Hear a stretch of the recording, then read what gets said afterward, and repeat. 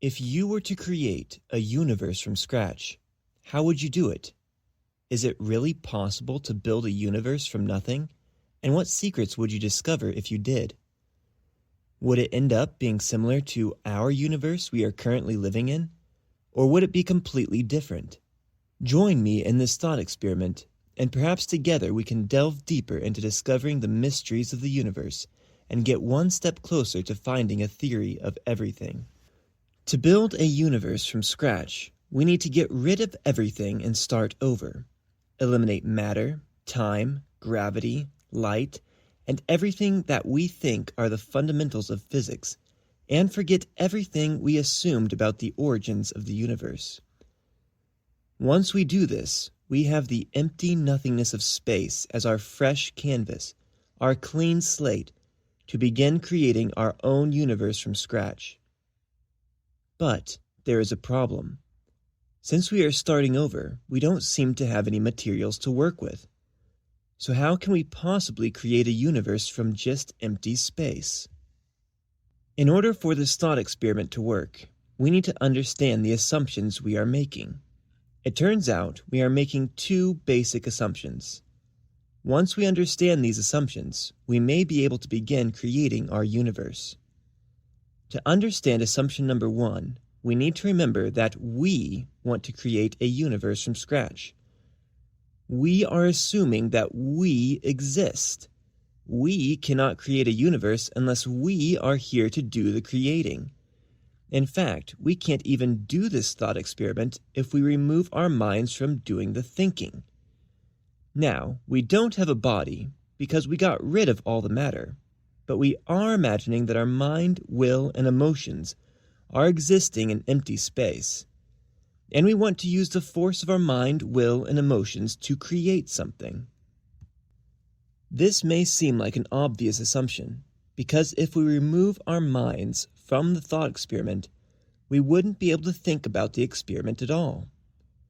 But it is a big assumption to make as well, assuming that we exist to begin with. Yet, you and I are here, and we are needed for this experiment, so we really don't have any other choice. So assumption number one is that we exist as the creative power. In order for us to arrive at assumption number two, we must think about the other part of this experiment, the black, empty space. Right now, if you close your eyes and try to imagine it, your mind will probably try and force you to imagine the emptiness of space in 3 dimensions, like our current universe is, because that is what we are used to. But how do you know empty space is 3-dimensional? With nothing here, it is impossible to tell. We could be squished into a flat 2-dimensional space, or threaded out into a 1-dimensional space, or confined to a single point. Our space could extend 4-dimensionally, or 5, or any number of directions. So assumption number 2 is that empty space is dimensionless. It can have all the dimensions. We now have our 2 basic assumptions. We exist as the creative power, and space is dimensionless. Now it is time to create our universe. How might we do this? Could we start by trying to cause something to make a very basic movement, like a wiggle, or oscillation, or wave, or spin? Now, if you are intelligent, and I know you are, you will tell me that this is impossible. First of all, there is no thing to even make oscillate. And even if there was, you would need something else to compare it to even tell if it was oscillating in the first place. But we still don't have any materials to move. To solve this, let's look at our assumptions. Number 1, we exist as the creative power. But we are made of nothing, so we can't make ourselves move. So it must be assumption number 2. Space is dimensionless. If space has all of the dimensions, could we oscillate one dimension relative to another dimension? Let's try it. We could start at any dimension, but let's keep it simple and start at the 2 lowest, a single point and a 1-dimensional line. What if we wiggle the single point in and out of the higher dimension? We have now created a thing that can move relative to something else, a higher dimension, a thing that has inherent energy. You might have noticed that we have created something else as well, the simplest ticking clock, a rate of change. We have created time. It is an absolute time in which everything else that is built off of it must be held to.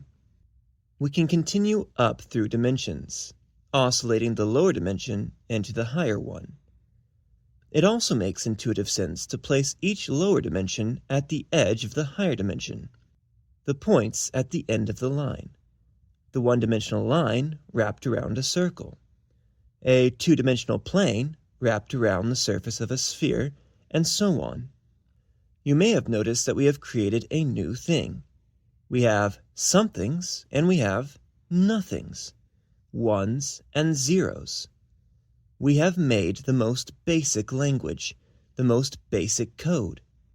Each dimension can be encoded on the dimension below it, almost like it's a projection from the code of the lower dimension. Ironically, physicists today have found this to be true in our own universe when looking at a black hole.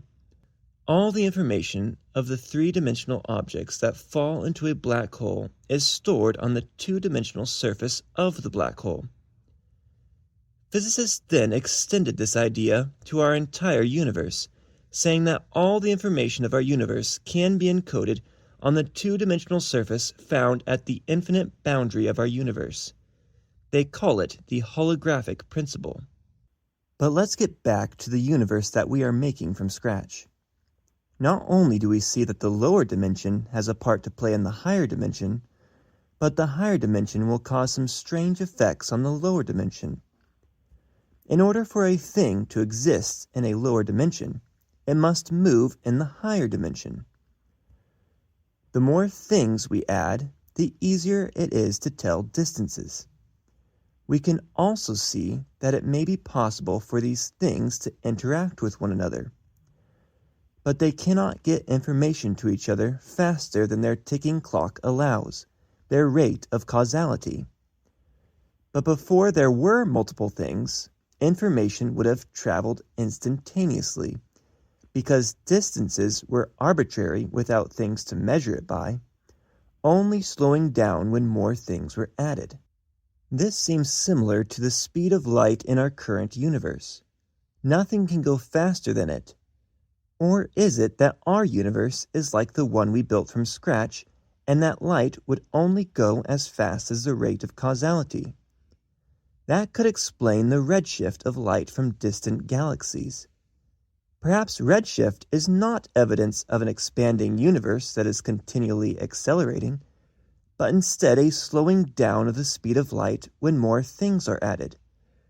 This would also remove the need for the mysterious dark energy to explain why the universe appears to be expanding at an accelerated rate. But let's not get distracted with our current universe. Let's get back to the one we are creating.